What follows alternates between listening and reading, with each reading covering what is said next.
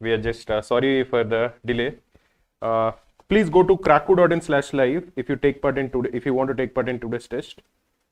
We'll be solving 4 sets today. So just go to cracku.in/live. I'll just wait for a couple of minutes before starting. The session is now live, guys, and every set will have 15 minutes. So if you want to take part in the test, please go to cracku.in/live. Okay, now? Hot water call. Okay. Good evening, Kajal. Good evening, Nikhil. Good evening to every one of you. So from now till CAT, we will be having these kind of sessions every day. They will be live on YouTube as well as on Cracku. I would recommend you to watch it on Cracku because in Cracku you can actually take the test. So go to cracku.in/live and the test will start very shortly. We'll basically have 4 sets. Every set will have 15 minutes. So I'll play the first question. You'll have 15 minutes to answer it. After that, I'll give the video, I'll give the explanation. Then I'll post the next set. Then I'll give the explanation. Then the third set and so on. Let us start off with the first question. It will be on your screen. Good evening, Supraja. Good evening, Nandini. This is the first question. Please do like the stream, guys. We have 39 likes. Let us try to take it to 150 or 200 likes before the session ends.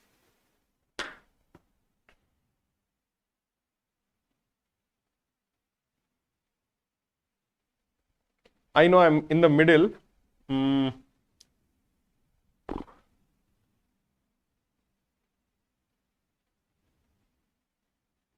I'll try to lift the question up, okay? After you finish the first 3 questions, then tell me. Okay. This is basically the profit share. Inko bottle na table మీద ఉంది. అది ఒకసారి నింపే. Thank you. ఎందుకంటే ఇది అయిపోతుంది.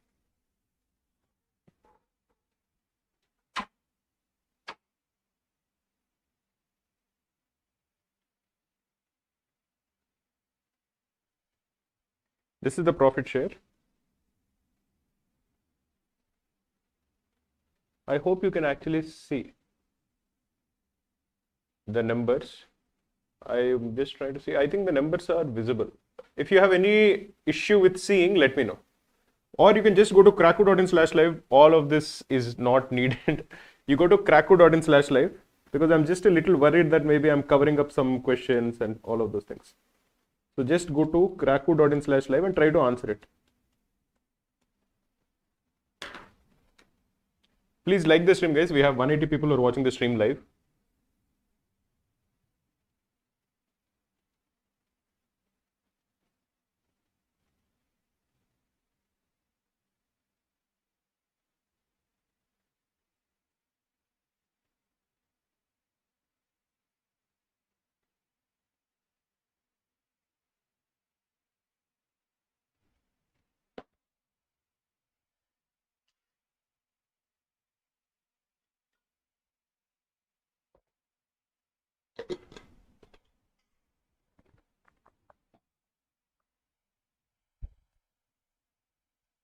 Good evening, Sanjana.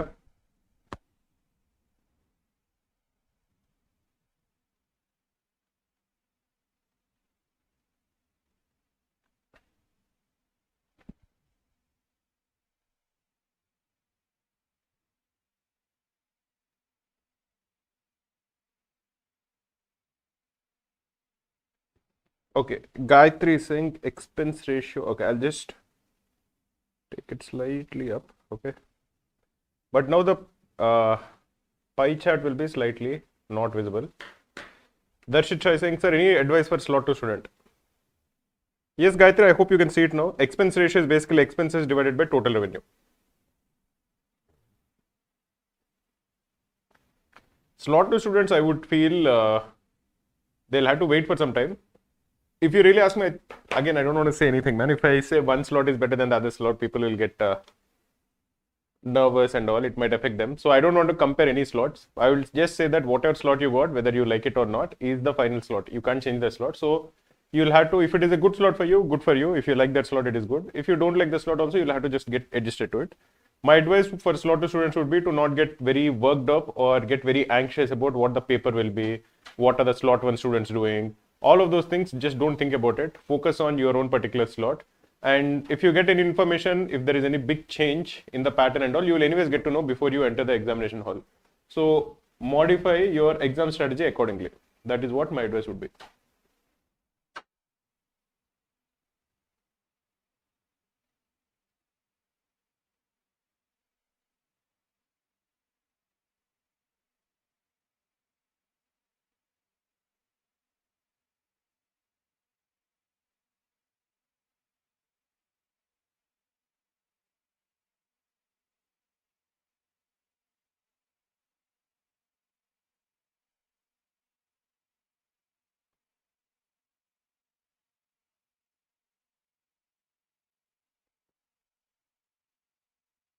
Sir, what about slot 3? Please give an overview. For slot 3 students, one of the big problems is that the slot 3 will be in the evening.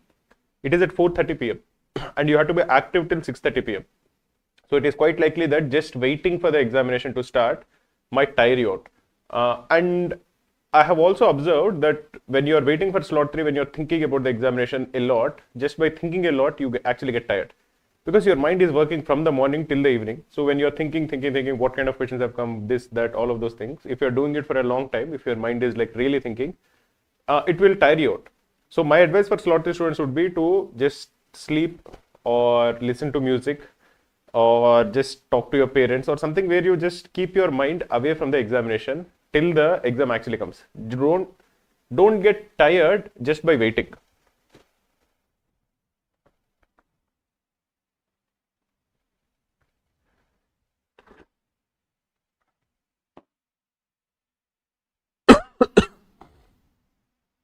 Sir, what about slot 1? Please advise. Okay. I'll give advice for slot 1 also, man. There are like 200 people watching the stream. Please like the stream, man. Let us first get to 200 likes. If all of you who are watching, just like it on YouTube. It will be good. It will be promoted to the a lot of people. One other thing I wanted to tell you is we'll be having live sessions every day from 7 to 9 from now till CAT, at least from Monday to Thursday. So definitely do check it out. One other thing is we are planning a LRDI marathon.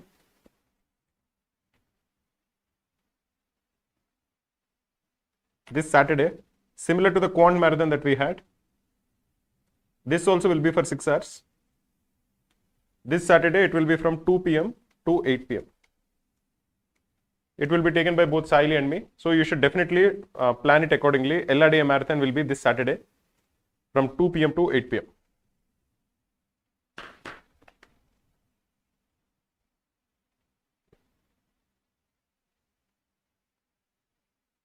Okay, please take it back to the pie chart. Sorry. Okay. Here is the pie chart, man. Yeah, others, if you revise from the mock questions, that is fine. The asterisk, sir, everything will be included. We'll try our best to include as many different types of sets as possible. That much I can promise you. Darshit, I've done PYQs, Cracku mocks, and sectionals. Any comments? I think if you have done them well, and if you understood the questions you went wrong in, there is nothing like it. I think that is a fantastic way to prepare. Guys, we have more than 200 people on the YouTube channel and more than 250 people on our website. If you want to take part in the test, guys on YouTube, please come to cracku.in/live. Then you can actually take part in this test and you can see your name on the leaderboard.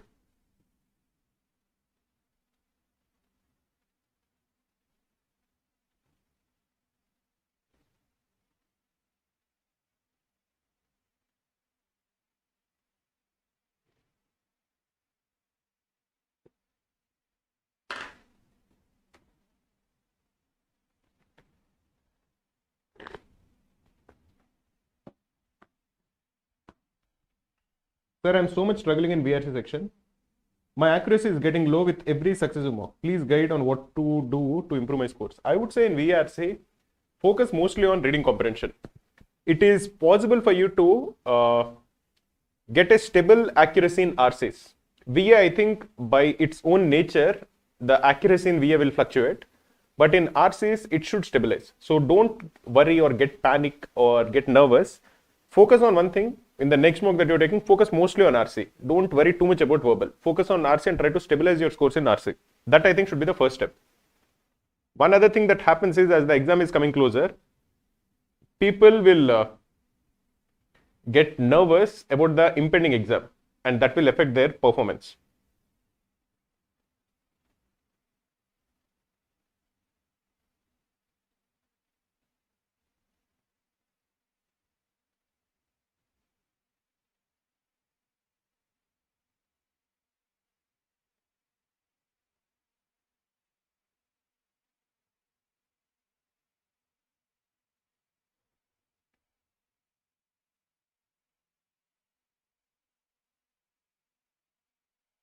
Their first question. Okay, man, wait one second.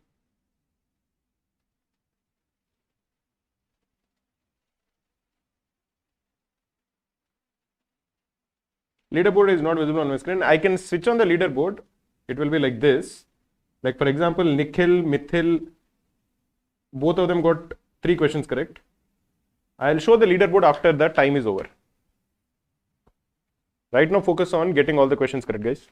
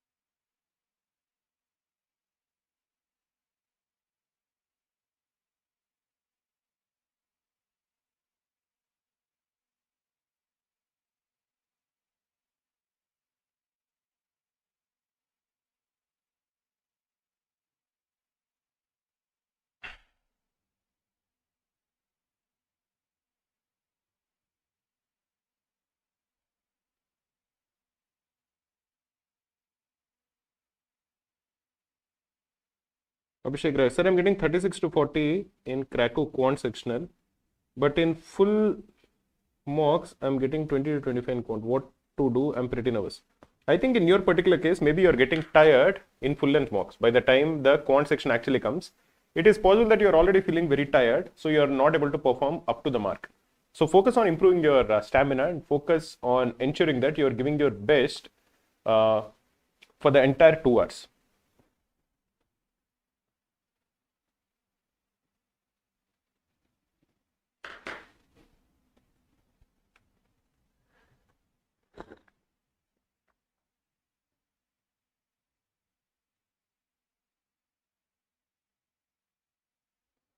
Last 3 minutes, guys, try to solve it. Kevin is saying, sir, what could be the question selection strategy by AMK paper setters? Is there any insight we can get from this on what kind of questions and difficulty to expect? No, man. I can make assumptions, but those won't be good assumptions. In the sense that, like, if you are making an assumption, any student is making an assumption, and my assumption, okay, would be more or less the same, because I think all of us know more or less the same things. I can maybe venture slightly more based on what they have done last time, but I really don't think that will be accurate. It will be just randomly guessing. Like if you are asking me, suppose there is a random example, suppose there is a woman who is pregnant, and if you ask me, will it be a boy or a girl? Okay. What can I say? Nobody knows anything, no? You can just say that by probability, the chances of being a girl being born is slightly more. I think by biology, the number of girls who will be born is slightly more. So that is all that I can say. Instead of just saying that, okay, it is 0.5, I can make venture a guess. But other than that, nobody really knows. So I would tell you to not worry about those kind of things. Nobody, if anybody is actually saying that, okay, this is what I expect the paper to be, I think that person is just lying. He is just trying to get some views for clickbaits or something like that. So focus mostly on what is in your control. What is in your control is how much you prepare, how your exam strategy is. Are you prepared for all the different possibilities on the day of the examination? Suppose verbal is tough, what is your strategy? Suppose LRDI stuff, what is your strategy? Suppose the number of LRDI sets changes. It is possible. So what is your strategy? You should be mentally prepared for each of those strategies on the day of the examination.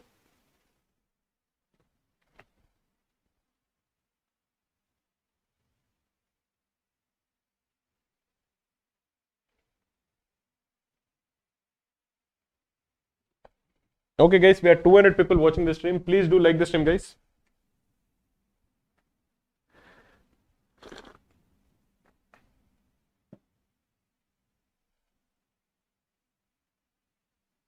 No man, I don't want to roast anyone. I dislike it when people are using this clickbaits, okay, and students' anxiety to get views. Where that is the reason I don't like certain YouTubers, where I feel they're just doing it to get views. But those kind of things I think will just increase the anxiety of students, which is not a good thing.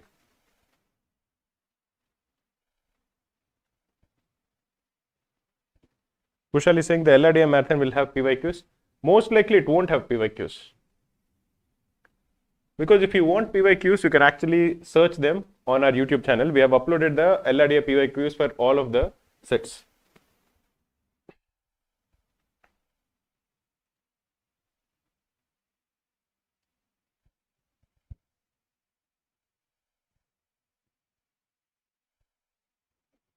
Okay guys, last 20 seconds. There are some people who got all the questions correct. I'll give a shout out to them after the time ends.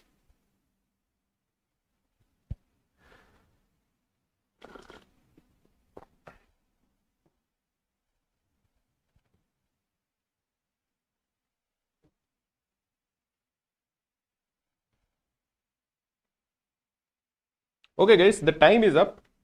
Let me give a shout out to all the people who got all the 4 questions correct. Nikhil, Paras, Making Thakur, okay, Making Thakur, maybe, I don't know.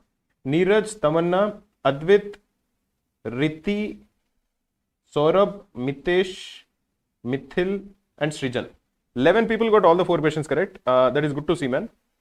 I think solving it in 15 minutes will definitely give you some confidence. This, I think, is a CAT level question in DI. So if you're actually getting it correct in 15 minutes, you should feel very good about yourself. Let us try to solve this. What is the information that is given? We are given a pie chart. This pie chart has different angles. What is the whole point of a pie chart? If you are given a pie chart, the angle around the center is 360 degrees. Now, if you are told that it is cut into, say, a few parts, this is one part, this is one part, and say this is one part, and this is one part.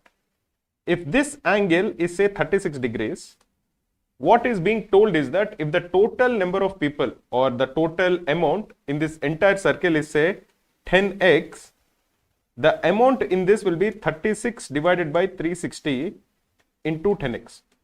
Basically, whatever is the angle represents the fraction of that particular element. Suppose over here is, say, 72 degrees.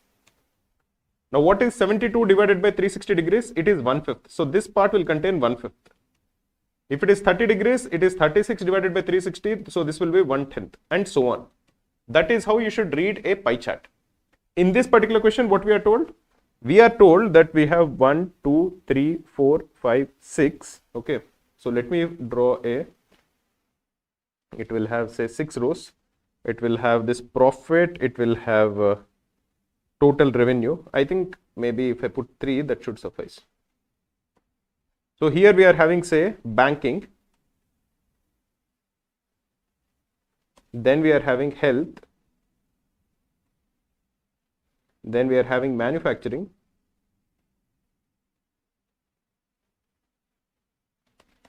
Next, insurance, education, and other.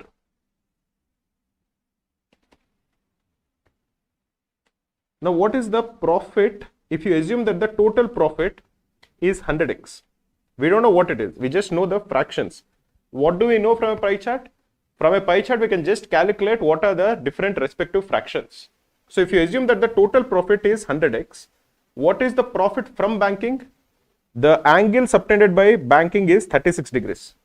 Sorry, the angle subtended by banking is 72 degrees. You look at the color over here and you look at the color over here. So, it has to be 72 degrees divided by the total degrees is 360 degrees. The angle around a point is 360 degrees. This is the fraction of profit in banking. This is 1/5. We assume that the total profit is 100x. So, the profit of banking is 20x.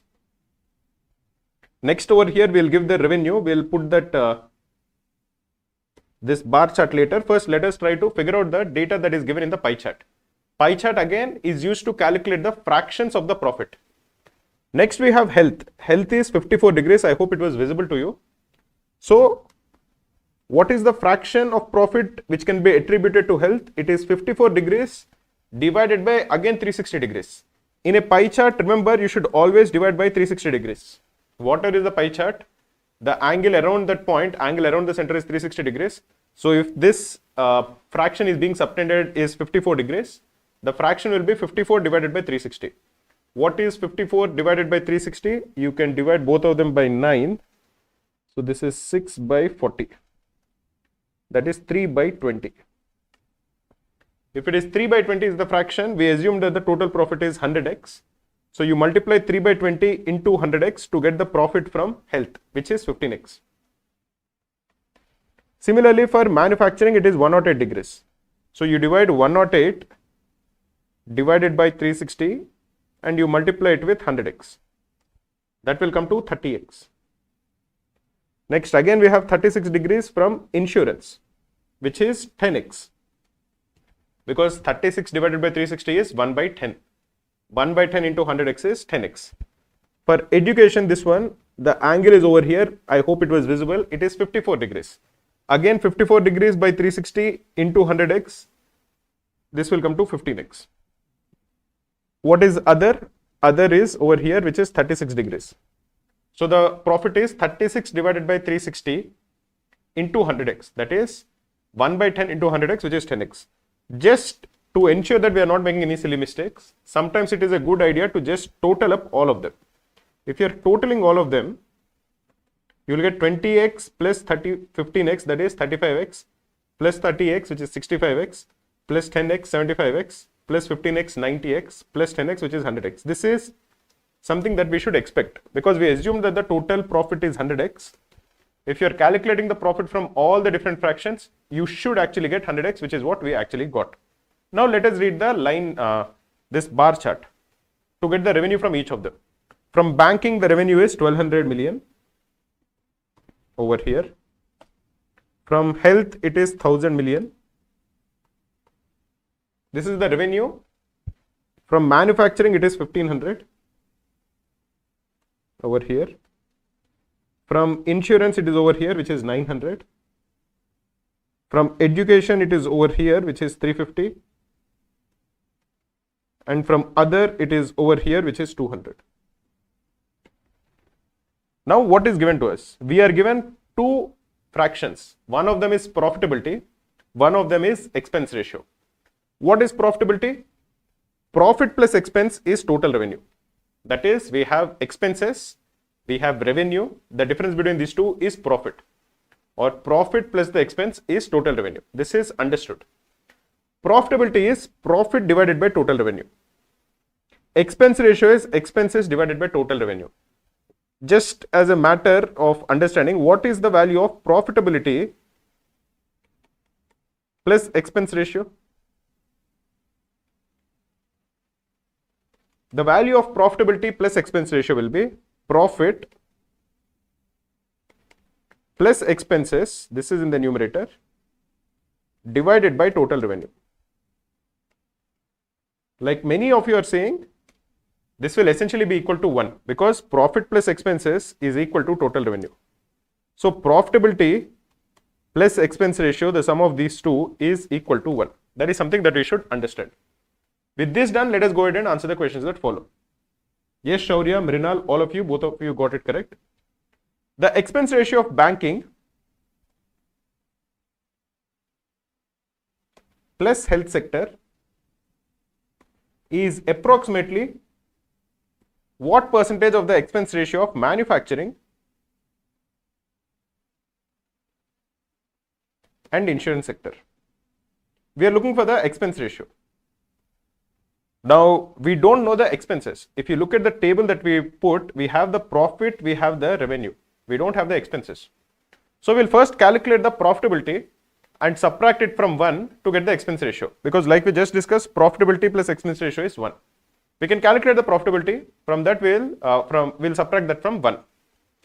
If you're looking at it over here, banking plus health sector, what is the total revenue? Total profit is 20x plus 15x, which is 35x.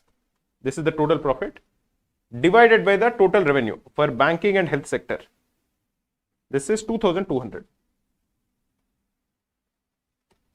This is the profitability. For manufacturing and insurance, manufacturing and insurance is 30x plus 10x, which is 40x, divided by the total revenue, which is 1500 plus 900 is 2400. Now this is the profitability. We are not looking for the profitability, we are looking for the expense ratio. 1 minus profitability is expense ratio.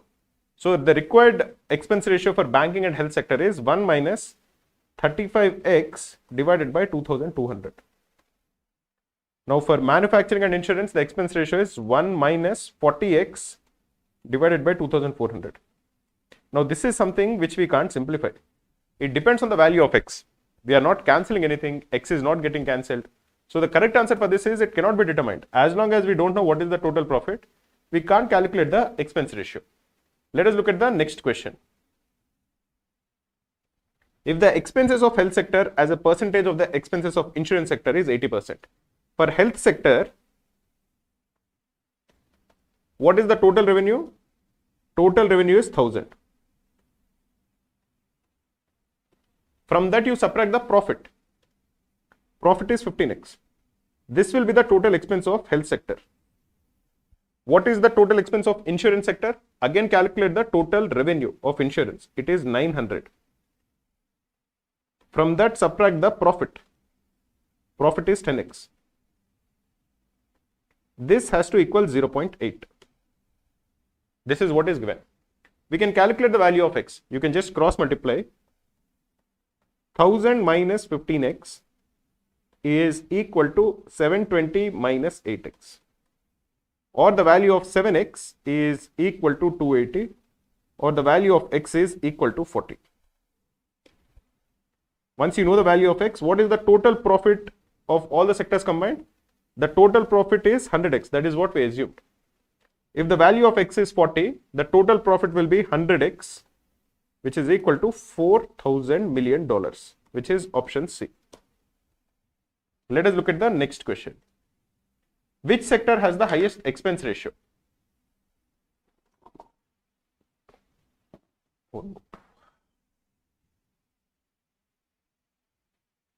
Just 1 minute, guys.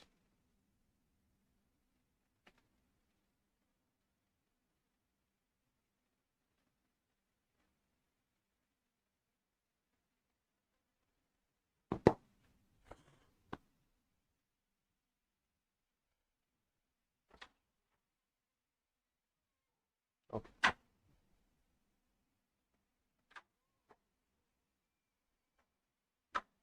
Okay. We are required to calculate the highest expense ratio. We know that expense ratio plus profitability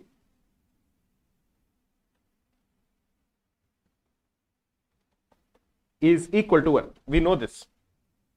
So expense ratio is equal to 1 minus profitability.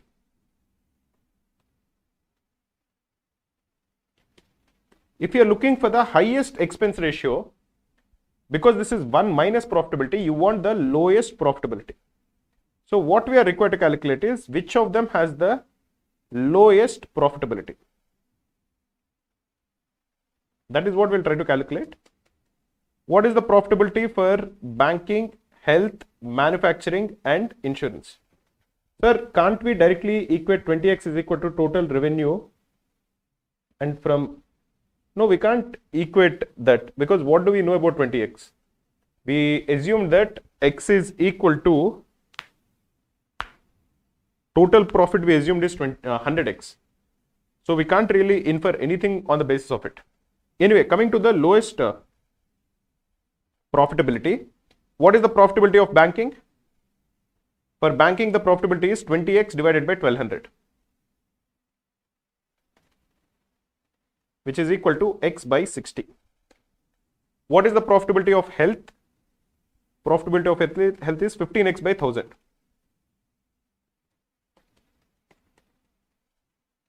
This will come to 3x by 200. What is it for manufacturing? 30x by 1500. This is equal to x by 50. And last is insurance. Insurance is 10x by 900, which is equal to x by 90. Which of them is the lowest? We are looking for the lowest profitability. The lowest is option D. Therefore, the correct answer is insurance, which is option D. Let us look at the next question. If the profitability of manufacturing is 0.3, what is the profitability of manufacturing? Manufacturing is 30x divided by 1500. So this is equal to 30x divided by 1500. So we can actually calculate the value of x. We have one equation that is given. You can cancel these two. This is 50, or the value of x is equal to 15. Then find the ratio of expense ratios of manufacturing and education. Again, to calculate the expense ratios, we will first calculate the profitability and subtract 1 from it. For manufacturing, the profitability is already given. It is 0.3. So what is the profitability of education? The profitability of education is 15x divided by 350. And x is equal to 15. So it is 15 into 15 divided by 350. This will be the required ratio. This is equal to 0.7 divided by 1 minus, this is 15 into 15. This is 9 by 14. So 1 minus 9 by 14.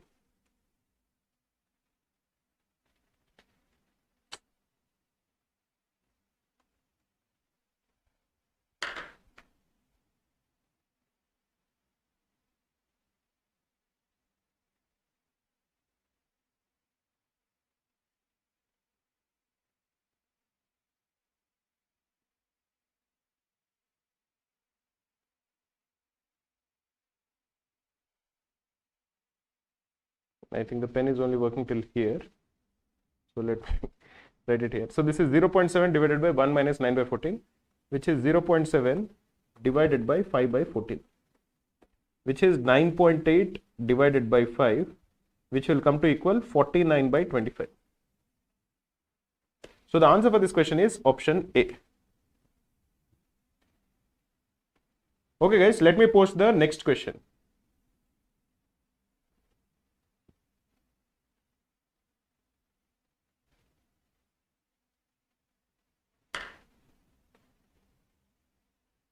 Guys, one thing I wanted to tell you is we uploaded some very useful, very important questions on Quant, DLR and Verbal. You can find them as PDFs and you can download these PDFs. We don't want to give a lot of these links in different YouTube channels and all. That's the reason I always tell you, if you are looking for these kind of PDFs, you just Google search Cracku Quant questions. You'll get a page. The page will look something like this. And there you can download the PDFs. All of these PDFs will contain like 25 to 30 useful questions from that particular topic. I would say it will be very, very useful for you. In the last couple of weeks, the thing that you should do is solve a lot of questions. So if you're looking for quant questions, just Google search Cracku cat quant questions. If you're looking for DLR questions, just Google search Cracku cat DLR questions. And for verbal, again, just Google search Cracku cat VARC questions. Let us look at the next question. Guys, we have 177 likes. I think we can easily get to 250 likes. Please do like this stream, guys.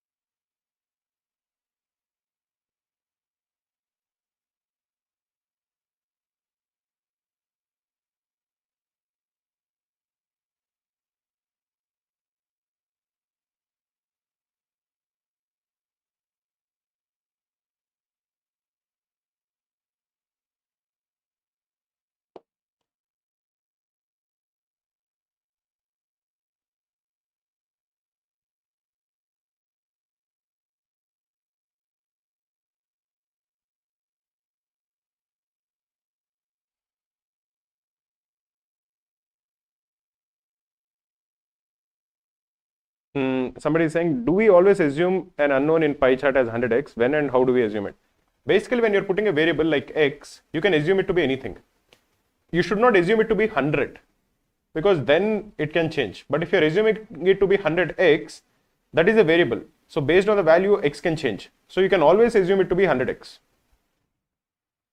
Sir,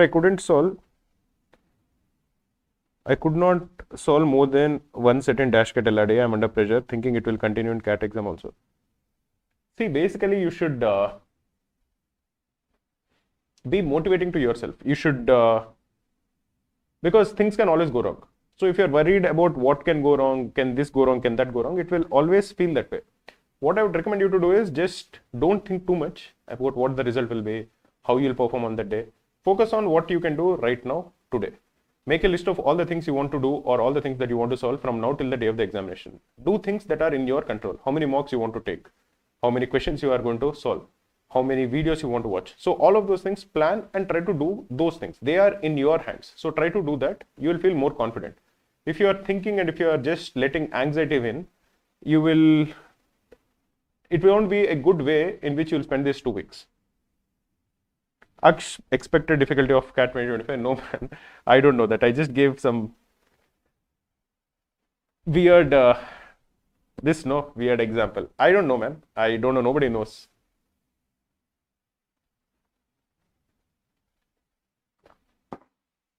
Sir, how does your last week before CAT look like? Very interesting question, man. Very interesting question, because I'm tempted to make a video on how people should get into that examination zone in the last 1 week and all the things that they should do to actually get into that exam zone. It is just that I'm very busy, as you can imagine, with CAT coming just 2 weeks away. There are so many things that I have to do that I'm never getting time to actually make that video. But Dhruv, I will record a video, man. I think this is a sign. I wanted to do it. I was just being lazy. I'll ask my team to help me record it tomorrow, and we will release it in the next 1 week or so.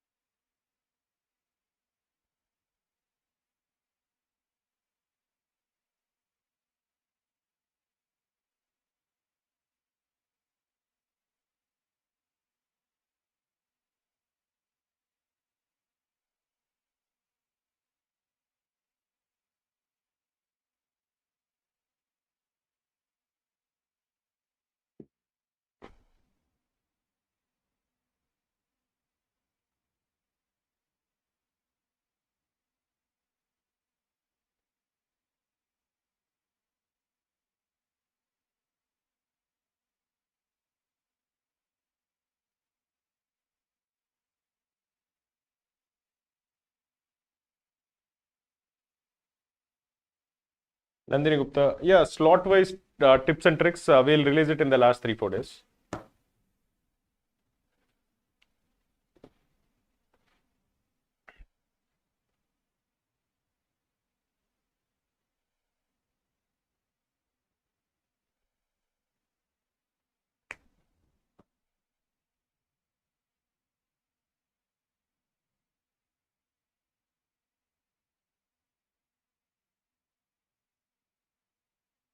Hasil is saying, sir, I'm having a really hard time in arithmetic. My retention rate of arithmetic questions is very low. Please guide me.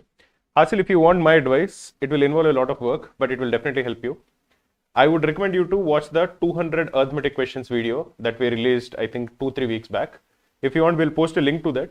Bookmark that video. It is like a 9-hour long video, so you can't complete it in one sitting. But remove everything else. I would prefer that you watch it on a laptop, not on your phone. Watch it on a laptop. You will get 200 questions, try to solve it, each of those 200 questions. If you don't get it, then look at the video solution. No distractions, keep your phone away, keep everything away, and just focus on that video. That 200 questions will help you immensely. Okay, 2C, wait. Okay, I think right side is fine. You can go to cracku.in/live, man.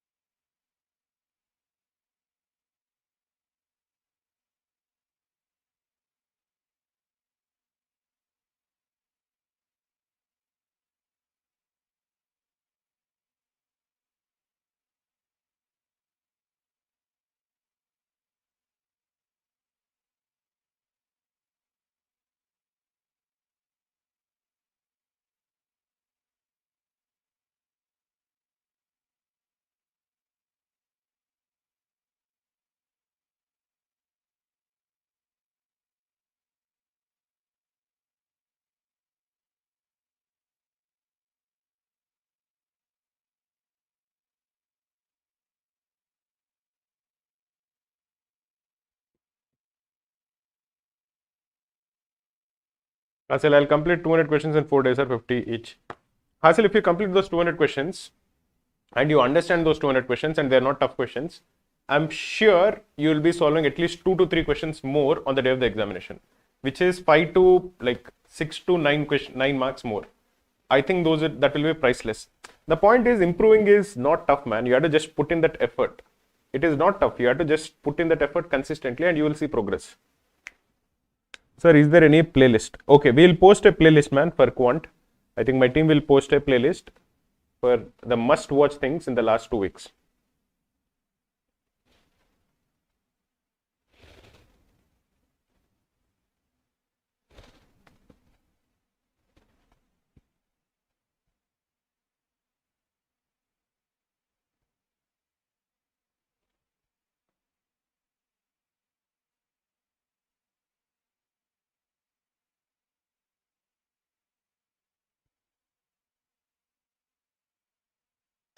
We have 5 more minutes, guys, for this question.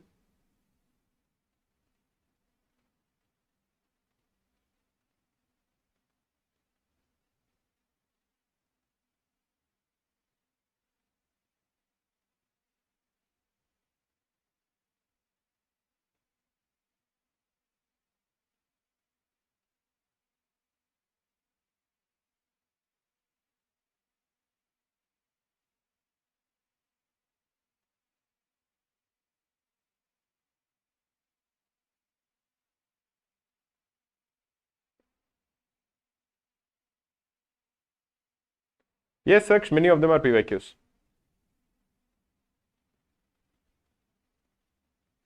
Thakur Yash Pratap. Sir, give me an advice which will help me in CAT as well as in life also. I would say, if you really ask me,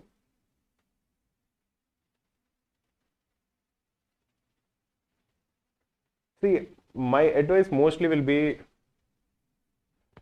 I'm a very religious guy, man. So I read Bhagavad Gita and it helps me quite a lot. I also really like Sundarakanda and Ramayana.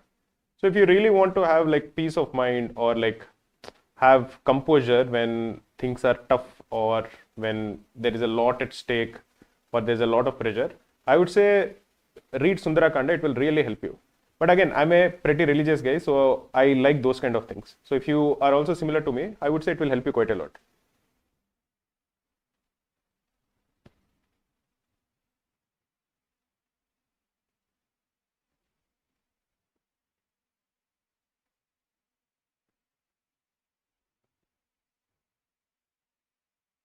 Okay, guys, last 3 minutes.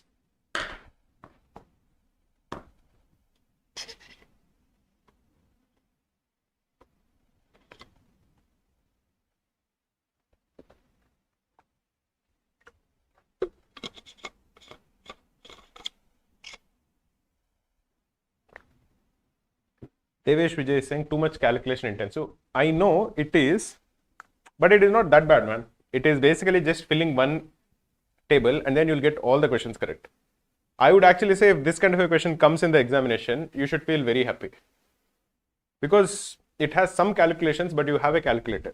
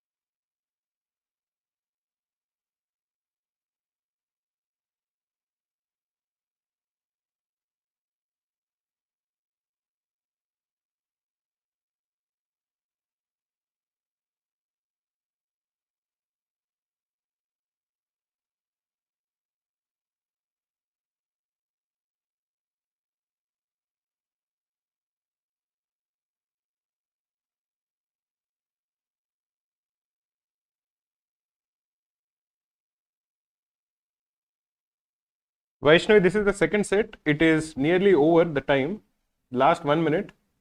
There are a total of 4 sets. Prajwal, how many DI sets are expected and how many questions?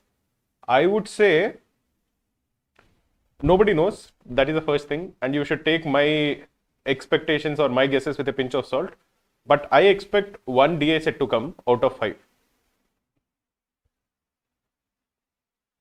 And normally, I would say a safe strategy for students is to solve the DI set first, because it might take time, but if you give 15 minutes, most likely the DI set will be solved. It is not like very logical, or many of the DI sets are not like you have to get something or some idea should strike you, which can happen in LR sets. In the logical reasoning set, sometimes you need to get some ideas. In DI, it is basically if you just follow the instructions and fill that table, you'll get it. So that is the reason I always try to solve the DI sets first. Most likely that would be my strategy. Sir, can you give PDF of DI sets? Yeah. You can just Google search Cracku LRDI questions, man. You'll get that PDF. Just Google search it, you'll get that page where you can download the PDF. Yeah, sir, you have to be good in DI. Because I would say that is the most, that will be the set most people will answer. And you can be more confident of actually getting it correct. The other ones, like I'm saying, on the day of the exam with exam pressure, all that nervousness and all, sometimes you can miss a logic. Sometimes that logic might not strike you. Even something which seems very simple after the examination is over, sometimes at that time, that logic won't strike you. But in DI, it is just interpreting the data that is given in a graph, which doesn't involve a lot of logic. So if you get the DI set correct first, you'll also be calmer, you'll also feel less pressure, then you can solve the other sets. So I would always recommend students to solve DI. What I would tell you, Yasir, is know how to represent pie chart. If a pie chart is given, how to draw it in a table, know that. What is a bar chart, how to represent that. These are easy, these are not difficult. How to represent a line chart, try to know that. Then a slightly tricky one is spider web. Okay, how to represent a spider web in a table.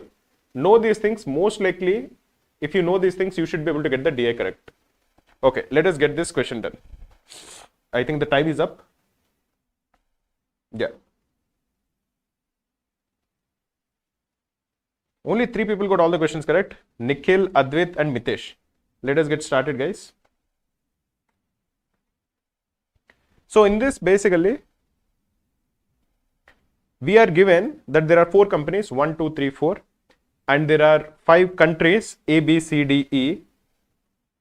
Now all of them get metal X. Like these 4 companies give metal X to the 5 countries, and we are given some percentages. The first table says, from company 1, how much percentage of metal X goes to A, B, C, D, E? How much percentage from country 2 goes to each of those 5 countries? How much percentage from country 3 goes to the 5 countries, and how much percentage from 4 goes to the 5 countries? Similarly, when you're just flipping it from the standpoint of the countries, we get the data in table 2. That is, from A, if A is receiving metal X from these 4 countries, how much percentage is it receiving from X? Is it receiving from 1? Is it receiving from 2? Is it receiving from 3? And is it receiving from 4? To actually get this correct, we'll draw a table which will have 1, 2, 3, 4, 5, 6, 7. So let us draw a table which will have 7 rows. And 1, 2, 3, 4, 5, 6, maybe 6 columns. It will look something like this. Don't worry, I'll again explain it. This is A, this is B, this is C, this is D, and this is E, and this is the total. This is from company 1. Let us assume that the total export from company 1 is say 100p. Now, how much of this went to A? We get it from the first table. 20% of it went to A. This will be 20p. How much went to B? It is 25%, which is 25p. How much went to C? It is 17.5%. So this is 17.5p. And how much went to D? It is 22.5%. So this is 22.5p. and how much went to E? It is 15%. So this is 15p. If you total all of it up, this will be 100p. So essentially what we are saying is that if you assume that company 1 exported 100p, 20p came to A, 25p came to B, 17.5 came to C, 22.5 came to D, and 15p came to E. But from table 2, from the standpoint of country A, 33.33% of the metal X that country A received came from company 1. So the total amount of metal X that company A received will be 20p, which is what it received, divided by 0.3333. This is 33.33%. So the total amount that country A received will be 20p divided by 0.3333, which is equal to 60p. So this received 60p. What about country B? Country B received 31.25% from company 1. So the total that it received will be, let me see if I have the calculator. Yeah, calculator is here. This will be basically 25p divided by 0.3125, which will be 80p. So this is the total that country B has received. Country C received 17.5 from company 1, and that represents 35% of the total that country C received. So what is the total that country C received? That will be 17.5p divided by 0.35, which will come to 50p. What about country D? It received 22.5p from company 1, and that represents 37.5% of the total it received. So you divide this with 37.5. We can use the calculator for this. This is 22.5 divided by 0.375. This will come to 60p. And what about country E? It received 15p from company 1, that is over here. That represents 25% of everything that it received. So you divide it by 0.25. So the total that country E received is 60p. Now we can fill the table up. If you are looking at country 2 or company 2, A received 16.67% of whatever it total received from company 2. So you multiply 0.1667 with 60p, you are going to get 10p. What about company 3? You multiply 25% with the total that A received, which is 60p, you are going to get 15p. What about company 4? This is again 25% of 60p, which is again 15p. We can fill it up similarly. If you are looking at B and metal 2, we can use all of this to fill it up. You can fill it up, there is no harm in it, but we can try to solve the questions and then fill it up if and when needed. Otherwise, there is no point in filling up this entire data. But filling it up is not very difficult. You have to just follow this table and you multiply each one with the total, you will get the entire values. Let us see if it is actually needed. If the amount of metal X supplied by company 2 to country E is 500x. So company 2 to country. So at least we need to fill company 2. So maybe it is a good idea to fill it up. How can we identify how much company 2 supplied to country B? This will be 18.75. So this will be 0.1875 into 80p. Normally for these kind of questions, I try to solve the questions without having to fill the table because that will save me time. In an examination, over here because we have more time, I can fill the table up easily. But in an examination, I will always try to solve the questions without filling the entire table up because many times it is probably not needed. Anyway, let me answer this question. It is 0.1875 into 80. This will be 15p. So country B and company C is half of it. 9.375 is half of 18.75, so this will be 7.5p. And company 4 is 40.625 into 80p. So 0.40.625 into 80. This is 32.5p. Let us do the same for even C. C has 35%, then 20% of 50p is 10p, 25% of 50p is 12.5p, 20% of 50p is 10p. For D, it is 37.5% is done, 33.33% is 1/3 of 60p, this is 20p, 12.5% is 1/8 of 60p is 7.5p, and 16.61% is 1/6 of 60p is 10p. For E, it is, this is done, 41.67% of 60p. So let me write it down, 0.4167 into 60. This is 25p. Next is 12.5%, this is 7.5p. Then we have 20.83, so this is 0.2083 into 60. This will come to 12.5p. So we fill the entire table up. The total for each of these companies can also be filled up. We'll do it if and when needed. But now, like we saw the question, company X supplied company 2 to country E. Country 2 to country is 25p. What we are told is that 25p is equal to 500. What is the approximate amount received by country A from company 4? Company 4, country A. What is 15p? This will be P is equal to 20. So 15p is equal to 300, which is option D.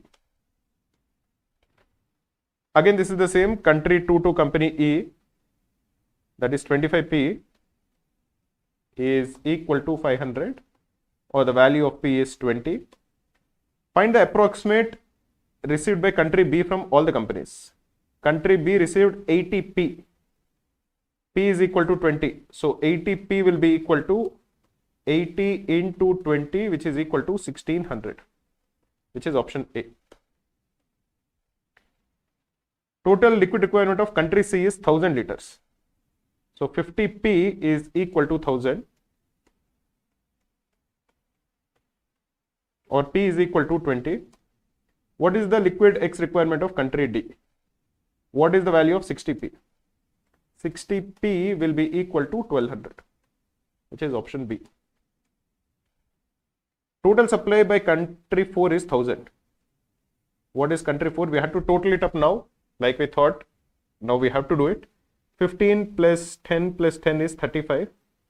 35 plus this is 45 is 80p. So we are told that 80p is equal to 4000.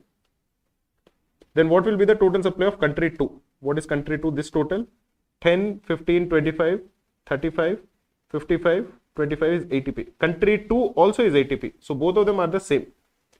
So what will be the value of 80p be? It will also be equal to 4000. Both of them are the same, which is option B. If the total supply of country 4 is 4000. So again, 80p is equal to 4000. P is equal to 50. What will be the total supply of company 2 to country E? Company 2 to country E, this one. So we are looking for what is the value of 25p. 25p is equal to 1250, which is option C. What will be the,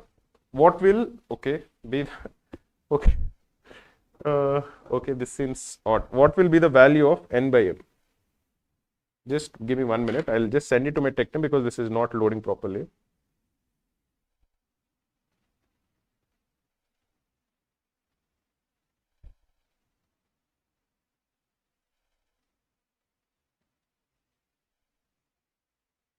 They'll fix it tomorrow.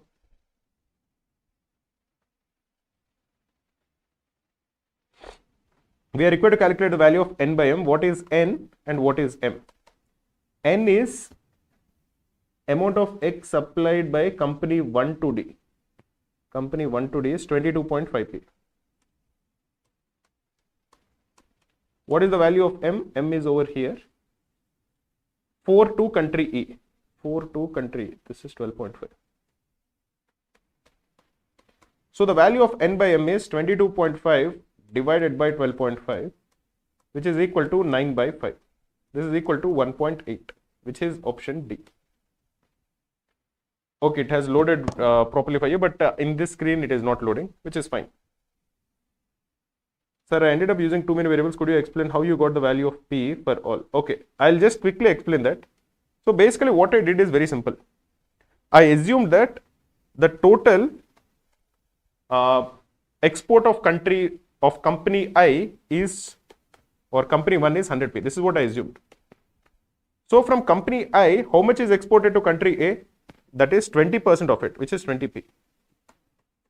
So company 1 exported 20p to A. This is known. Similarly to B, it exported 25%, so that is 25p. And to C, it exported 17.5p, and so on. Now what I'm doing is, if I'm looking at the second table, from the standpoint of country A, 33% of everything it received is from company 1. But what we know is that it received 20p from company 1. So what is the total that A received?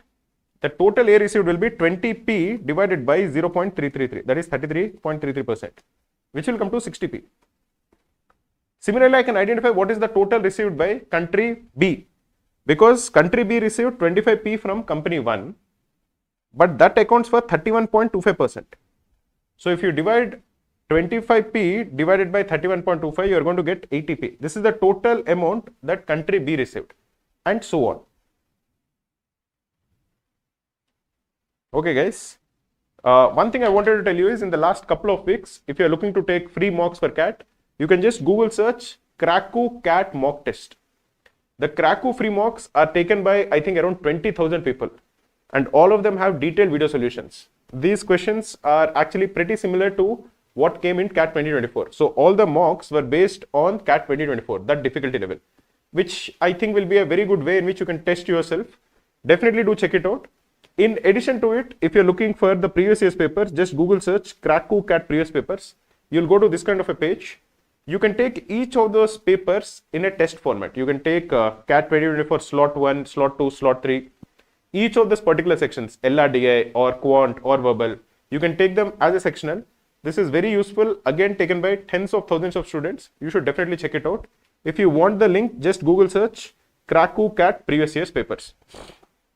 Two other things I'll tell you is, definitely check out the revision videos playlist that we have on YouTube. These were made by Sally and they're watched by lakhs of people. If you are looking to cover the entire syllabus as quickly as possible, the revision videos are what you should watch. It is a playlist which contains just 4 videos. 2 in Quant, 1 in verbal, 1 in LRDI. You should definitely check it out.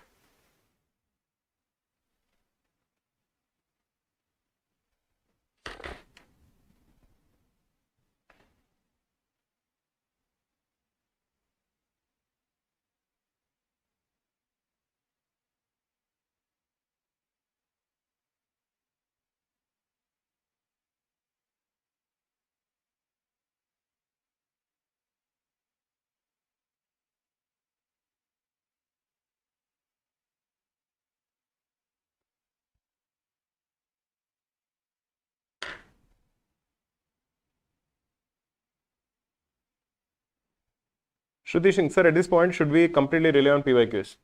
At this point, if you are relying on PYQs, you're doing a very good job. It is not a bad decision at all. So if you're solving questions from previous year's papers, that is, I think, completely fine and a very relevant and focused way of preparing. Sir, what is the level of difficulty of the second set? I would say CAT level, man.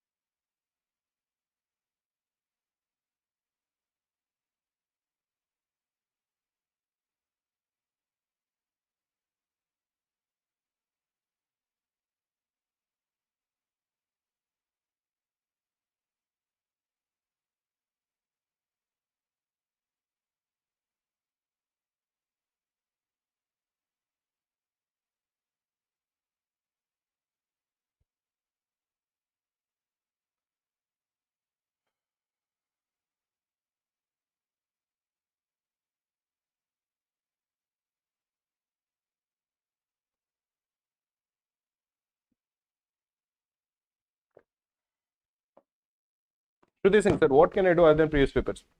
I'm revising through videos as well, but not attempting so many new mocks. No, I would recommend you to attempt 3 more mocks from now till examination at least. Stop taking mocks in the last 3 days, 2-3 days. But I want you to take mocks in that particular slot. That also I think is very important. I don't know what your slot is, but in that slot, I want you to take at least 3 mocks. Basically, it should not happen that you are nervous about taking mocks. If you are not taking mocks as a strategy where you feel, okay, I can make better use of my time doing something else, maybe that is okay. Then I would just say solve a lot of questions. But if for whatever reason you are not attempting mocks because mocks are giving you stress or you're feeling nervous or panicking, it is better to fail in mocks multiple times than underperform on the day of the examination. So I would say don't take mocks so seriously, but take mocks.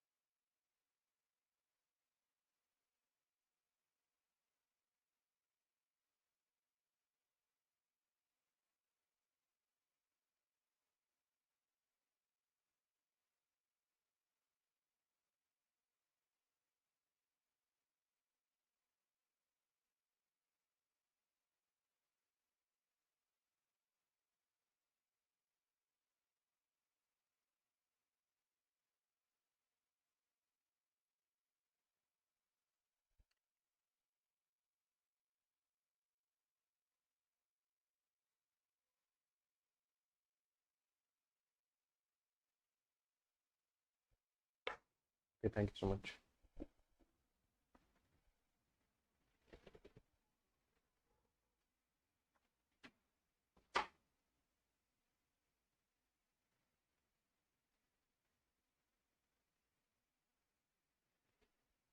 Rest of the question. What's the question here? Okay, I'm so sorry. I'm so sorry. Go to cracku.in/live, man.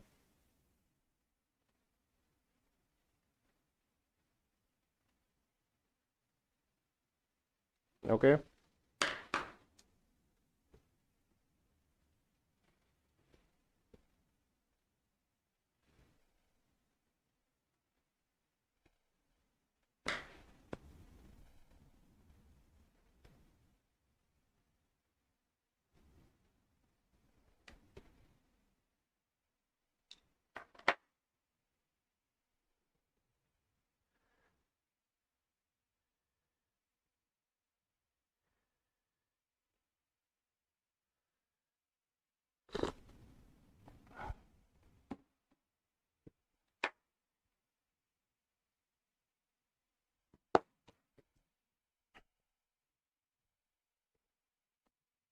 Chanchal is saying, sir, I scored 30 in LRDI in 2023, but in 2024 I scored 18. Reason being DA. What should I do? Solve all DA previous year's questions or anything else?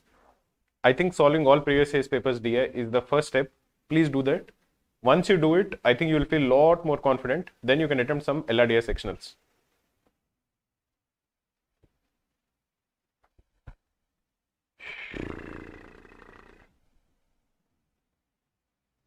Because saying, sir, sometimes I'm able to solve 2 sets in DLF perfectly, but sometimes I get stuck after wasting 10 minutes on one question and end up doing less than 1 set. How should I work on this?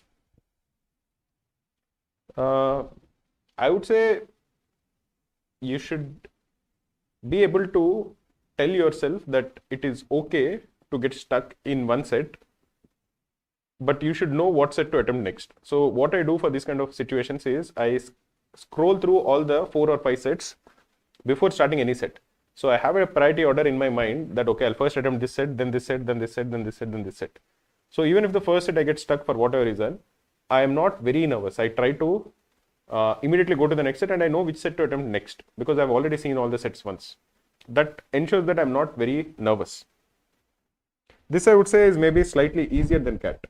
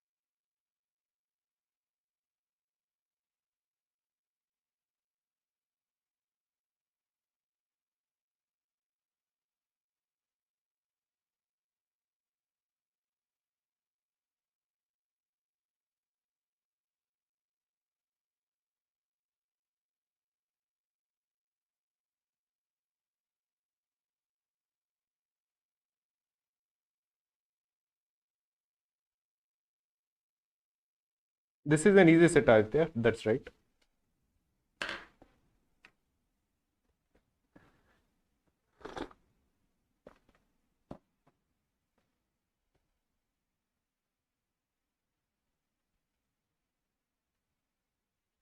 Blitzkrieg saying, sir, I used to get 40 plus in VRC, but it keeps getting sloppier every day.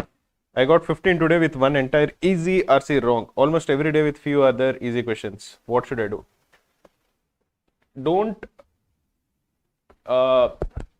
overthink about any particular mocks. It is okay. It is just one mock. Don't worry too much about it. You will improve, your scores will increase, they'll decrease, they'll fall. You have to focus on just the process. You should not focus on individual mock scores because they will always fluctuate. Always. And they'll fluctuate quite a lot also. So you should not be worried about those things, especially in verbal, because verbal ability is very subjective. So don't worry about your mock scores. Just focus on increasing reading quite a lot, analyzing where you went wrong. Those kind of things I think is more important.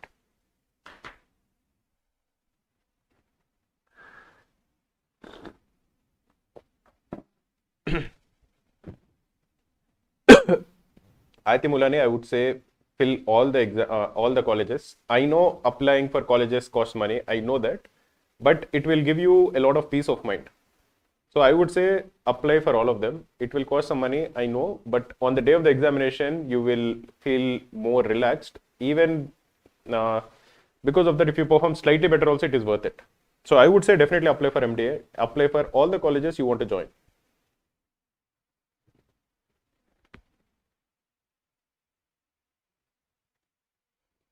Guys, we have more than 100 people watching the stream live. Please do like the stream.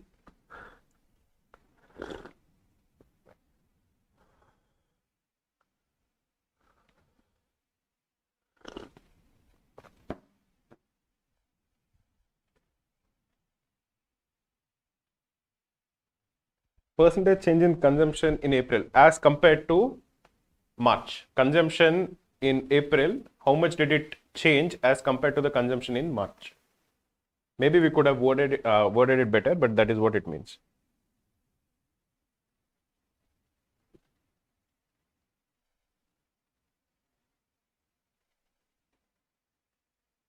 One more question about CMAT. I'm very confused about this as I'm already giving nearly all omits.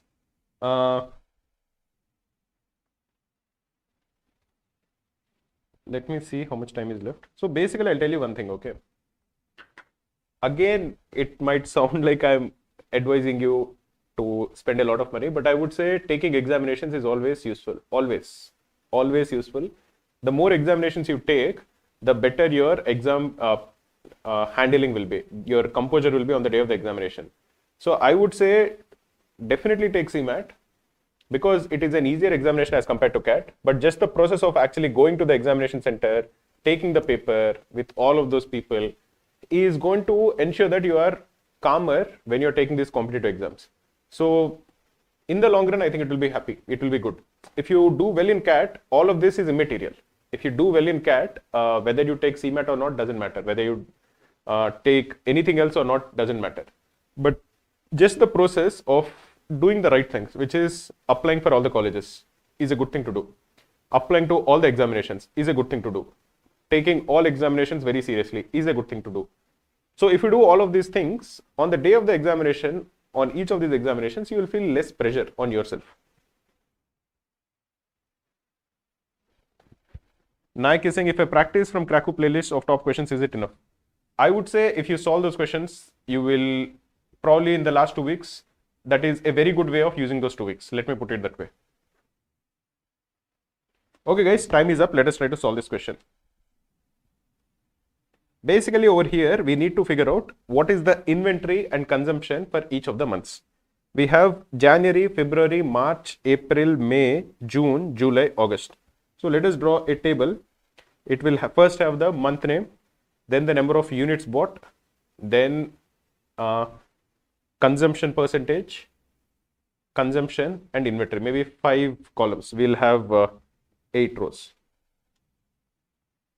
If I need any more columns, I'll just draw them manually. So something like this. We have January, February, March, April, May, June, July, and August.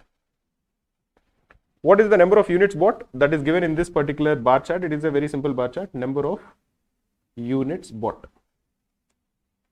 It is 125 for January, 236 for February, 423 for March, 474 for April, again 423 for May, interesting, 526 for June, 471 for July, and 532 for August. As far as percentage consumed, it will be 26% here, 71%, 65%, 84%, 91%, 73%, 69%, and 64%. So this would imply that we can calculate the inventory, or basically amount of consumption. This is 125 into 26% is 125 into 0.26 is 32.5. So this we will say is consumption.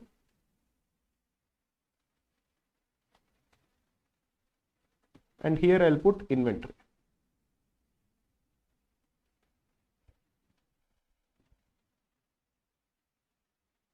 So inventory over here, it started with 125. So I'll just put 125. Inventory for February will be 236 plus 125 minus 32. So that is 236 plus 125 minus 32 is 329. This is the inventory for February.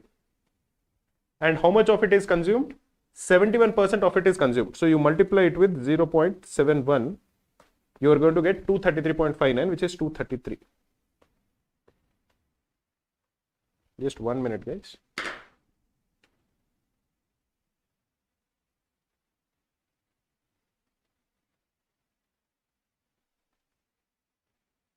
There is another small issue.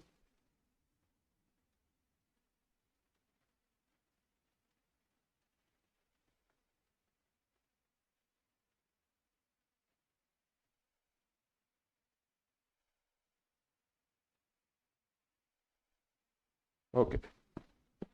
Now, what about March? It is 65%. Well, let us first calculate the inventory for March. It is 423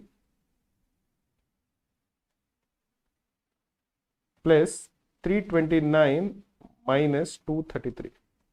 This will be 519. So what is the consumption? It is 65% of it. So you multiply it with 0.65. This will be 337. So what is the inventory? This calculator is not moving, which is a pain. For April, the inventory will be 474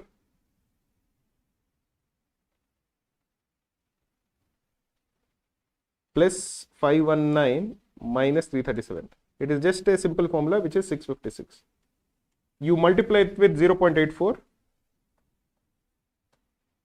This will be 551. That is the consumption in this particular month.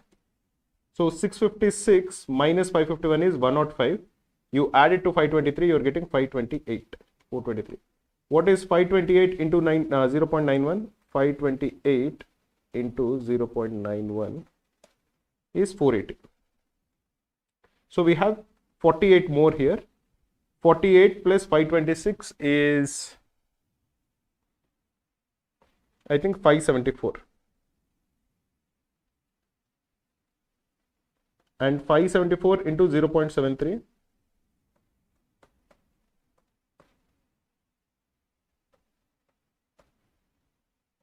is 419. So how much are we saving here? 574 minus 419 will be 155. You add 155 to 471. You are going to get, this is 6, this is 2, this is 626, right? Yeah. Multiply it with 0.69.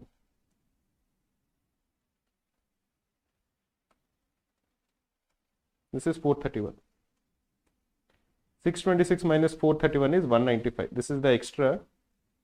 195 plus 532 is 727. 727 into 0.64.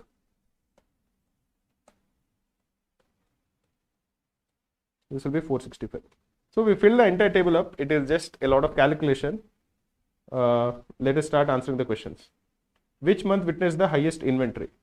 Highest inventory was witnessed in August. It was 727, which will be option C. How many months witnessed a decrease in inventory as compared to the previous month? Inventory decreased only over here. From April to May, there was a decrease. Every other month, it was an increase. So it decreased only 1 month. Which month witnessed the highest consumption? What is the highest in this particular table? The highest is over here, which is April. What is the percentage change in consumption in April? What is the consumption in April? What is the consumption in March? Then we can calculate the. In April, the consumption is 551. In March, the consumption is 337. So by how much did it increase? It will be 551 divided by 337. This will be 1.635. So you subtract 1 from it, that will be 63.50%. So the change, the increase is basically 63.50%.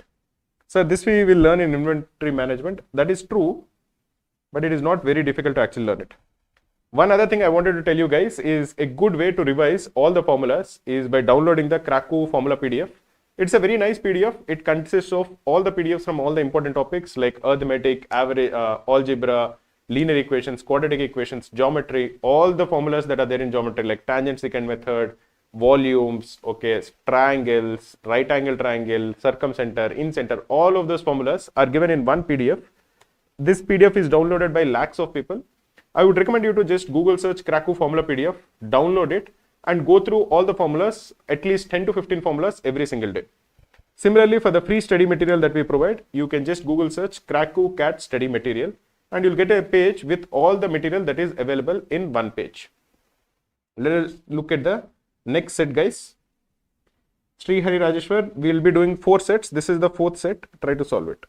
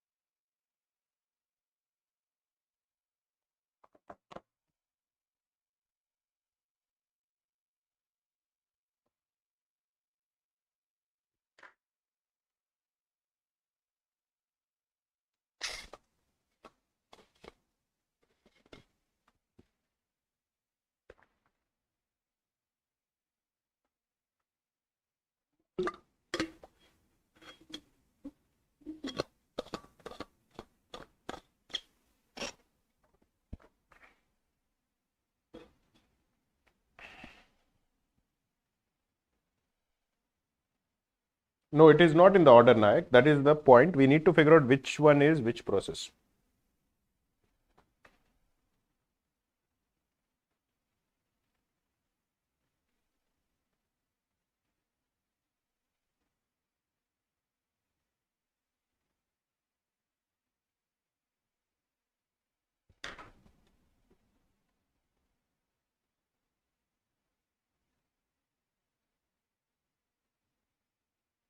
Yes, Ayush, this is definitely cat level.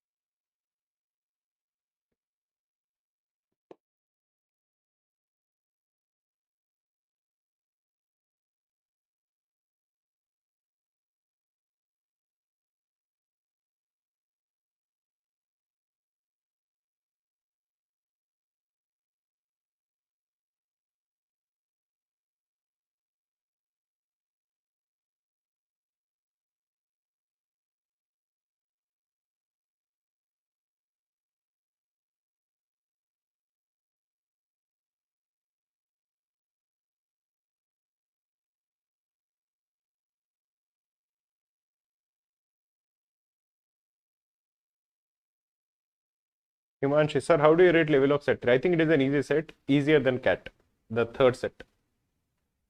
1, 2, and 4, I think, are cat level. Jitu is saying, hello, sir, please have dinner once the session is done. I actually have my dinner at 6:30, so I already finished my dinner.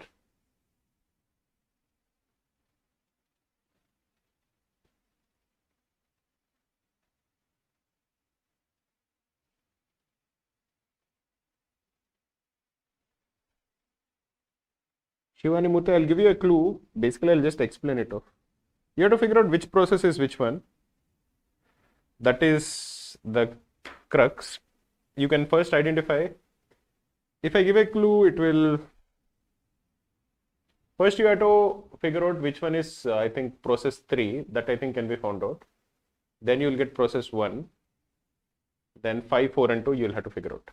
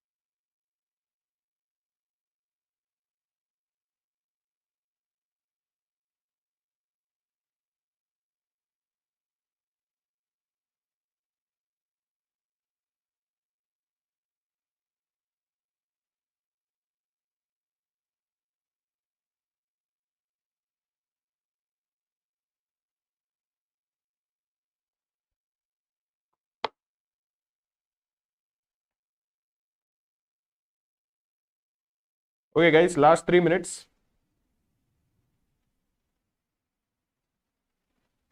So just a curious, being a CSE background, were you designing the early Cracku web pages? Do you still supervise the team? Just a shout out to the amazing web page you have got there. Actually, I coded the app, man, the Cracku app that is there. I coded, you can say, 1/3 of it.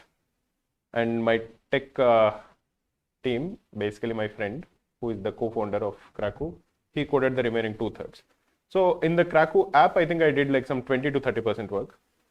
And other than that, I coded some of it at the very initial stage in the first 2-3 years. But other than that, I didn't code much. I think I didn't code anything in the last 6-7 years.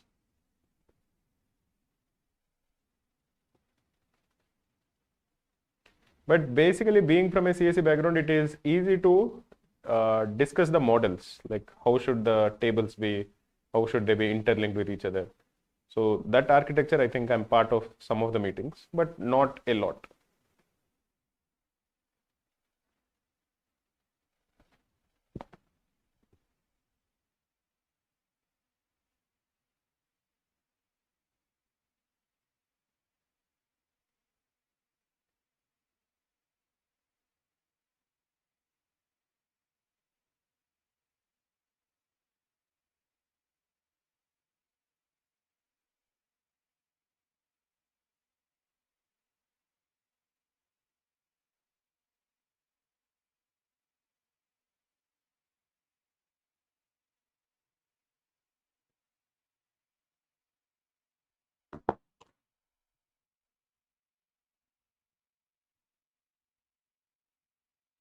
When private calls such as SP and MDA take profile-based calls, what do they exactly say? I think they look at your extracurriculars, they see your scores, your academic scores, how is your like statement of purpose, SOP, all of those things are seen.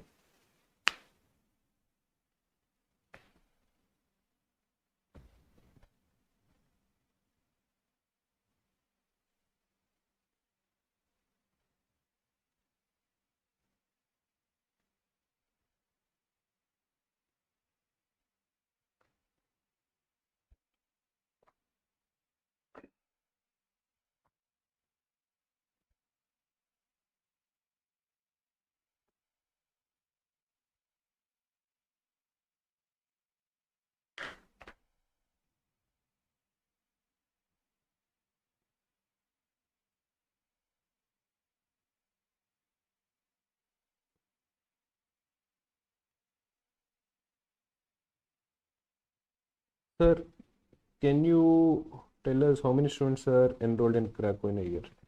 No, man, I don't want to discuss all of those details.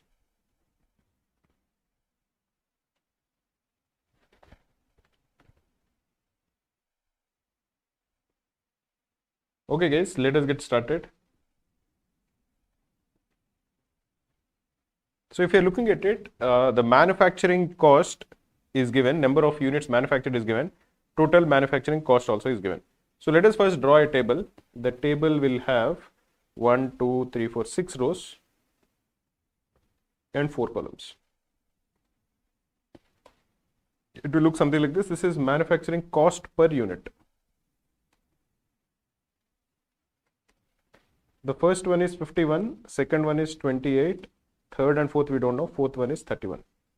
Then this is the number of units manufactured. For the second one it is 28,500, then it is 22,000. Then this is the total cost. Total cost is basically the product of cost per unit into the number of units. What is 28 into 28,500? 28 into 28,500 comes to, this is 798,000. This is 1, 2, 1 and 4 zeros, 0, 0, 0, 0.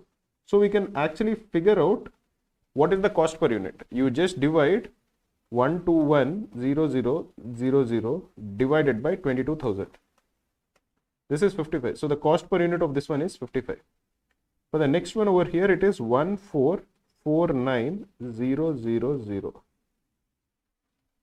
And for the last one, the cost per unit is 31 and the total manufacturing cost is 558,000.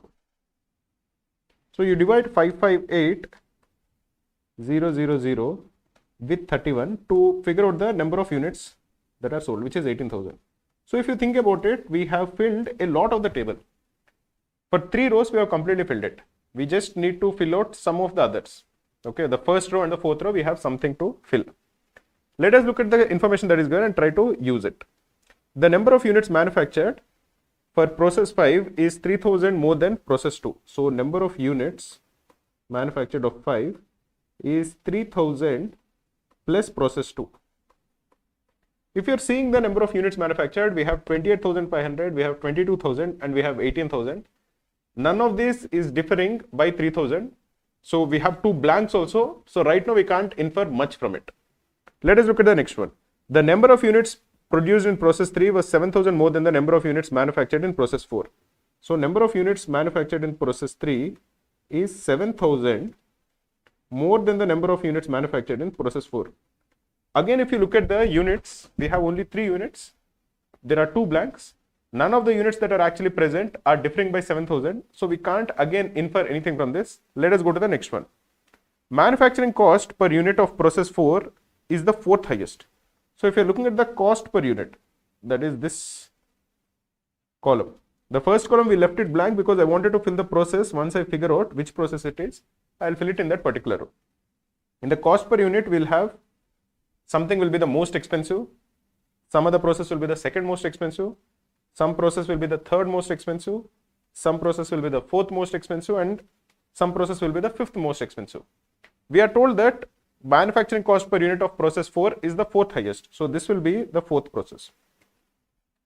The next one is manufacturing cost per unit is 3rd highest for process 5.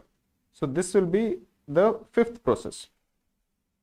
Total cost of process 3 is less than or equal to this 13, I think this is 130, 1300, 13,000, 1 lakh, 13 lakhs. So this is not process 3. Because the total cost of this is 14 lakhs, 49,000. So this one is not process 3. Other than that, we can't really infer much about it. Cost per unit of process 2 is less than that of process 5. So this would imply that this has to be the second process. Because the cost per unit is less than the 5th process, the only possibility is that it is the cheapest. Now we are left with 2 processes. 1 and 3 are the first and the second most expensive per unit. The cost per unit of process 3 is greater than or equal to 47 per unit. So this is not process 3 because the cost per unit is 28. This is not process 3. So we have only two blanks left. Either the cost per unit of process 3 is 51, in which case it will be the first row, or it is 55, in which case it is the third row. There are only two cases possible. Let us see if the cost per unit is 55. Can this be the third process? If that is the third process, we know that the number of units of process 4 can be calculated because the number of units of process 3 is 7,000 more than the number of units of process 4. So if say process 3 has this cost per unit of 55 and the number of units sold is say 22,000 and the total cost is say 12 lakhs 10,000. If say this is the case, then the number of units of process 4 will be 7,000 lesser, which is 15,000. And where will it come? Process 4 can be either over here, this one, or over here, this one. But what we know is that the cost per unit of process 4 cannot be 51. 51 is very high. The cost per unit of process 4 is the fourth least. There is only the second process which is lesser than process 4. If it is actually 51, you have 28 which is less than it and 31 which is less than it. So you know for sure that this is definitely not process 4. So the only possibility for process 4 is that process 4 will come over here, which would imply that it will have 15,000. The total cost is 14 lakhs 49,000. And what is the cost per unit? You have to just divide 14 lakhs 49,000 divided by 15,000. This will come to 96.6. But you know this is definitely not true. If it is 96.6, the cost per unit of process 4 will be the highest. So this case that we discussed is definitely not true. This would imply that this is not the process 3. Therefore, the only process which can be process 3 is the first one. This has to be process 3. If this is process 3, what do we know about process 3 and process 1? Process 3 and process 1 are the most expensive and the second most expensive cost per unit. If process 3 is costing 51 per unit, which process will cost 51 per unit, 55 per unit? This has to be process 1. So at least 1 and 3 we have identified. What we are left with is 5, 4 and 2. If you are looking at 5, 4 and 2, the next highest after 1 and 3 is the fifth one. We are left with 3 rows. One row is 28 and 28,500 and the total cost something it will come there. Another row is both of them are empty. We are talking about this particular row, this row, and the total cost is given. We'll ignore it for now. Then we have 31 and 18,000 and the total cost is just a product of these two. These are the 3 rows left. We have to fill process 5, process 4 and process 2. Where will process 5 come? Amongst 5, 4 and 2, process 5 has the highest cost per unit. So this is not process 5. So either this is process 5 or this is process 5. Where will process 2 come? Process 2 has the least cost per unit. So either this is process 2 or this is process 2. Essentially, there are 2 cases left. In one case, this is process 2. Okay. In another case, this is process 2. If this is process 2, what do we know about process 2 and process 5? The number of units sold of process 5 is 3,000 more than the number of units sold of process 2. So this will be process 5. The number of units sold will be 31,500 and this will be process 4. This is one possibility. The other possibility is like this.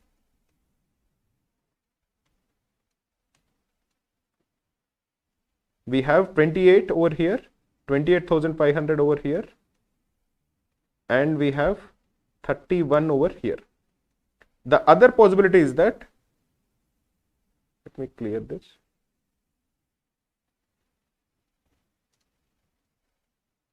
The other possibility is this is process 2, this is process 5. Why is this process 5? Because process 5 has the highest cost per unit amongst 5, 4 and 2, and this will be process 4.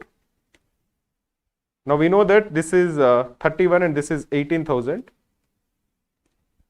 So we know the number of units of process 2.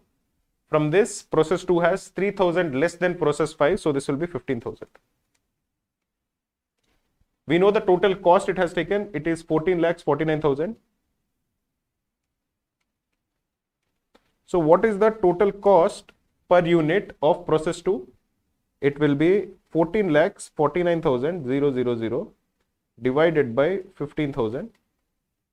This will come to again 96.6. But the cost per unit of the second process is the least. So this case is contradicted. The cost per unit of process 2 cannot be 96.6. It has to be less than process 5. It has to be less than process 4. So this is the only case that is possible. So this has to be process 2. This has to be process 5. And this has to be process 4. Now we can just fill it up. What we know is that process 5 has 3,000 more than process 2. So this will be 31,500.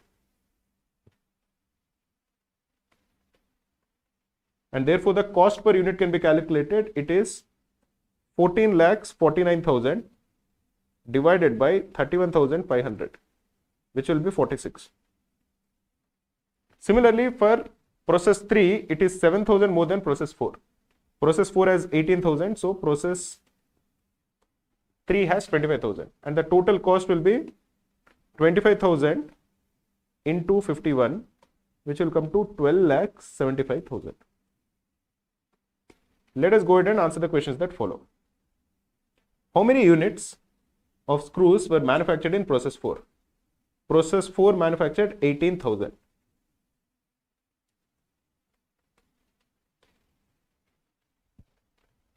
Total number of screws manufactured using all the 5 processes together. That will be the sum of all of them. 25 plus 22 is 47. 47 plus 18. 47 plus 18 is 65. The sum of this one and this one is 60. 65 plus 60 is 1,25,000. To manufacture 15,000 screws, decides to use the process which costs the least cost per unit. What is the total cost of producing 15,000? Least cost per unit is 28. So if you are spending 28 rupees on 15,000 screws, the total cost would be 4,20,000, which is option C. Which of the following is correct combination of the process number and cost per unit? Process 1 costs 55 per unit. This is not correct. Process 2 costs 51 per unit. This is not correct. It is 28. Process 3 cost 55 per unit. That is also not correct. It is 51. Process 4 costs 31 per unit. That is true. So this is the correct answer, which is option D. What is the difference between the highest and lowest total manufacturing cost? Highest manufacturing cost is 14,49,000. And lowest manufacturing cost, lowest total cost is 5,58,000. So the difference between these two is 0, 0, 0. This is 1, this is 9, and this is 8, which is 8,91,000. Sir, what is the level of difficulty of this set? I think this is definitely CAT level, man. You can expect these kind of sets in the examination. I just wanted to give you one last insight about the Cracku CAT 2026 course. This is for students who are focused on next year's CAT, that is for CAT 2026. We have started a batch and a lot of students have enrolled to it. So if you are looking for it, you can just contact us on this number 6303239042. This will have weekly revision. This will also have one-to-one mentors. We have mentorship. You can book a slot and our mentor will call you at that particular slot and you can ask him any doubts that you have. we have a team of dedicated mentors who are looking only at this, and many students actually avail it. In addition to it, we do have daily live classes. Like all of you know, I will take the classes on every Monday. Siley takes the classes on every Tuesday. And for next year, we are actually doing a pre-CAT course also, a foundation course for students who are not comfortable with Quant, especially for, say, non-engineers. So if you're looking for the Cracku CAT 2026 course, you can definitely check it out, or you can call us on this number or even WhatsApp us on that number. That is it, guys. Thanks a lot for tuning in.